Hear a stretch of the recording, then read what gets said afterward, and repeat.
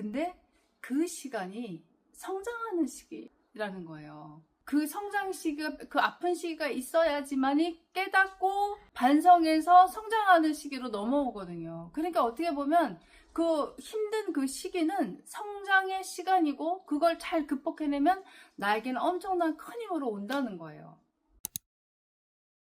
만약에 여러분들이 20대 때 40대까지 당신은 운이 없습니다 라는 얘기를 듣게 되면 앞으로의 삶이 어떤 기분으로 사시게 될까요? 아마 그런 얘기는 듣지 않는 게 더 나을 겁니다. 우리가 살면서 내가 만약에 앞으로 운이 없다, 끝날 때까지 그런다면 어때요? 차라리 모르는 게 낫지 않을까요?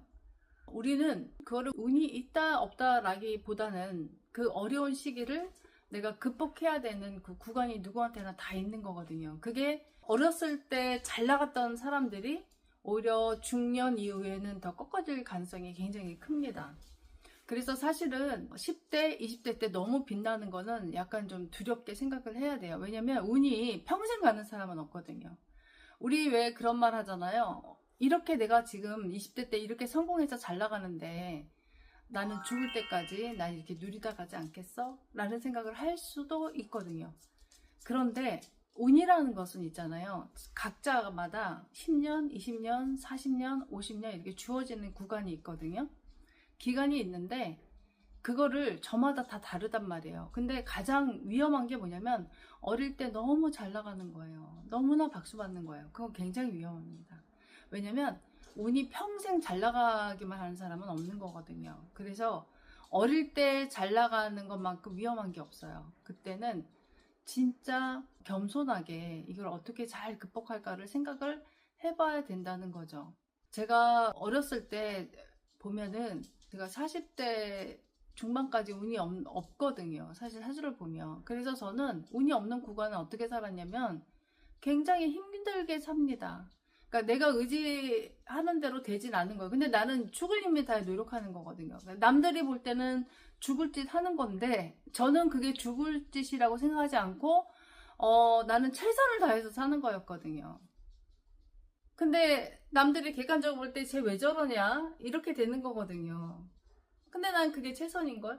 그러다 보니까 어떤 마음이 드냐면 이제 아직까 고집이 생깁니다. 아주 네 두고 봐. 그러니까 맨날 쌈딱이 되는 거야. 싸움하는 거예요. 두고 봐. 내가 꼭 극복하겠어. 막 아주 고집으로 있잖아요. 똘똘 뭉쳐서. 그래서 나중에 어떻게 다른 사람 말을 듣지 않겠다고 귀를 닫아버립니다. 그게 운 없는 사람의 특징이에요. 그 주변 사람들을 말을 안 들어요. 그리고 소통하기보다 내 주장을 강하게 막 내세워요. 그리고 내가 내 말을 들으라고, 나를 따르라고 안 들으면 다 적이 되는 거니까 적들이 많아지죠. 이게 운 없는 사람의 특징인데 또 가만히 생각해보면 그런 걸 겪다 보니까 많이 아픈 사람이거든요. 사실은 많이 아픈 사람이니까 병든 사람이에요. 정신적으로나. 그러다 보면 몸도 굉장히 많이 상하게 되거든요. 사실은. 근데 그 시간이 성장하는 시기라는 거예요. 그 성장 시기가, 그 아픈 시기가 있어야지만이 깨닫고 반성해서 성장하는 시기로 넘어오거든요. 그러니까 어떻게 보면 그 힘든 그 시기는 성장의 시간이고, 그걸 잘 극복해내면 나에게는 엄청난 큰 힘으로 온다는 거예요. 제가 그 몇 년 전에 20대 중반에 어떤 분이 있었는데 이제 가게를 오픈한 거예요. 난 제일 좀 황당한 게 오픈했는데 왜 물어봐. 오픈했는데 잘 될까요? 안 될까요? 를 물어봐요. 그러면 오픈했는데 안 돼요. 그럼 접을 건가요? 그러니까 사실은 그런 걸 물을 때는 오픈하기 전에 물으러 와야지, 오픈하고 묻는다는 거는 당신이 나한테 말을 좀 잘해줘야 돼 하고 답을 갖고는 답정여남이라는 거예요. 이런 분들이 있어. 저도 이제 장명을 하는데 장명을 해. 다른 데서 했대. 그리고 갖고 와서 뭐라고 그러냐면 저보고 장명을 잘했는지 봐달래. 그러면 제가 장명을 잘했는지 봐주게 되면은 내가 못했다 그러면 그분한테 가서 따질 거잖아요. 그러면 그 장명해 주신 분은 뭐가 됩니까? 그리고 나한테 그것을 묻는다는 거는 아니 나한테 다시 이름을 지을 마음이 있는 거예요? 그건 말이 안 되잖아요. 근데 그때 그 20대 중반에 있었던 그분이 오픈하고 그걸 물으러 온 거야. 근데 내가 평소에는 잘 적어 놓거든요. 그 상담 체크 다 하고 하는데 그날은 내가 상담을 체크를 안 하는 거예요. 그래서 없는 줄 알고 밖에 나갔죠. 근데 전화가 옵니다. 왔다고. 아이고 이거 큰일 났다. 그리고 너무 막 이게 정말 진짜 하늘이 무너지는 것 같더라고요. 왜냐면 그건 내 자존심이니까. 약속했으면 지켜야죠. 그래가지고 막 부랴부랴 왔어요. 한 10분에서 15분 걸린 것 같아요. 집 도착하기까지. 딱 도착했는데 가셨대. 가셨다고 하니까 그분이 몇 달 기다렸다 오신 거였거든요. 근데 가셨다? 그래서 제가 이제 미안한 마음에 너무 죄송스럽더라고요. 그래서 열어봤어요. 딱 열어보니까 웬걸 60대까지 운이 없더라고. 너무 안타깝죠. 가시길 잘하셨네 라는 생각이 들었습니다. 그분한테는 제가 해줄 얘기가 없었던 거죠. 그래서 가신 거예요. 사실 알고 보면. 그리고 그러다가 또 얼마 전에 작년 초였던 것 같아요. 어떤 분이 저에게 이제 찾아옵니다. 근데 그분이 들어올 때는 현관문 열고 들어오시는데 막 너무 세상 밝은 거예요. 어쩜 그렇게 얼굴이 밝아요? 밝아가지고 들어오셨는데 이제 그러고 나서 이제 상담을 저랑 하게 됩니다. 상담하려고 딱 열었더니 웬일이야. 운이 한 번도 없었더라고요. 그래서 제가 보자마자 그동안 얼마나 힘드셨어요 하고 진짜 저도 제가 그런 경우를 경험했기 때문에 막 느낍니다. 그 마음, 그 힘듦을. 그래서 진짜 마음으로 얼마나 힘드셨어요 하니까 그분이 닭똥 같은 눈물을 쫙 흘리시는 거예요. 그런데 2, 3년 정도 지나면 운이 좋아집니다. 대운이 들어와요. 그분이 한 30년 운이 있더라고. 그래서 당신은 이제서야 꽃을 피우게 됩니다. 조금만 더 참고 견디세요. 그러면 좋은 운이 있으니까 조금만 더 참으시라고 이렇게 얘기를 했더니 너무너무 희망이 됐다고, 너무너무 감사하다고. 사실 저한테 감사할 건 없거든요. 제가 그 운명을 만든 사람은 아니니까 그냥 저는 그 글씨를 읽어줄 뿐인 거잖아요. 근데 그분이 그렇게 감사하다고 하면서 가시더라고. 저는 상담하면서 전 진짜 행운아인 것 같아요. 내가 상담을 하려고 꼭 해야겠다 해서 이걸 했던 건 아니었는데 우연히 하게 된 것이 이게 직업으로 온 거거든요. 이게 뭐냐면 제가 병화일간인데 병화가 무토를 보면 겨울생이거든요. 병화일간에 진신이라는 게 있어요. 진신. 용신이라는 거는 나한테 힘을 주는 글자라면 진신이라는 것은 하늘로부터 태어났을 때 그 아주 귀함을 받아갖고 온 그런 신이거든요. 그러니까 사실 용신보다 진신이 한 수 더 윗니다. 그 진신은요, 우리가 그 장명을 할 때도 사주에 용신 들어가고 진신 들어가고 두 개 다 들어가면 너무 좋은데 그럴 수 없는 경우가 있거든요. 그럼 둘 중에서 누구를 넣을까 하면은 보통 진신을 넣으라고 해요. 왜? 그거는 타고나기를 귀하게 타고났다는 뜻이거든요. 귀함이 있다라는 거예요. 우리가 아무리 용신운이 들어간다고 하더라도 내가 깡통처럼 태어난 사람은 용신이 깡통일 뿐입니다. 그럼 고속도로 달리잖아요. 그럼 어때요? 깡통처럼 딸랑딸랑 소리 내면서 흔들리면서 가는 거예요. 대운이 들어오면. 근데 내가 진신을 가지고 태어났다는 사람은 귀한 거예요. 자체가 귀해서 만약 운 들어오면 갈 때도 흔들림도 없이 가는 거예요. 흔들림도 없이.